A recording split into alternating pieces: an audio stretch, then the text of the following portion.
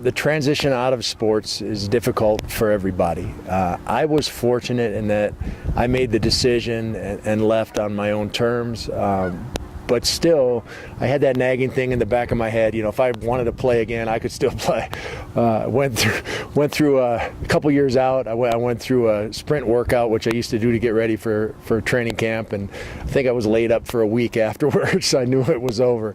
But the real challenge is, what are you going to do now? What direction do you want to take? You spent so much time focusing on what you had to do to get ready for sports that really your other thought patterns, weren't fully developed. I took some time. I talked to my wife. I prayed on it. I thought about it.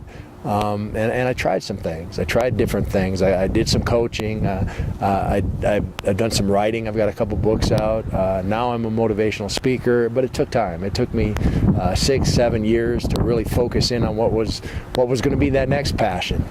Now, I didn't realize getting out that I had all those skills developed in football that would allow me to be successful afterwards. That understanding of teamwork, that competitive nature, that ability to overcome is so valuable out there in the real world. So don't sell yourself short. Once again, if you're going to accomplish great things, if you're going to overcome, if you're going to be successful, you got to aim high. And there's no reason people coming out of sports shouldn't aim high.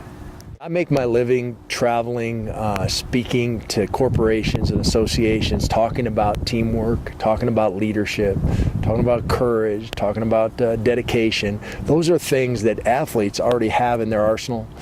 They've overcome. They've understand leadership. They understand teamwork. That is so valuable out there in the real world. To think that you're only good at that specific sport is not true. You've developed all these other skills through your years in sports that will allow you to be successful once you get out, as long as you pursue those passions and really make an effort. My mission, my passion for so many years was I was going to be the best football player that ever played. That's what I focused on. Obviously, I'm 52 years old now. I'm not Brett Favre. I can't play. But I've got other passions, other missions in my life. One of them, as far as being a speaker and an author, is to inspire long-term positive change in teams and individuals.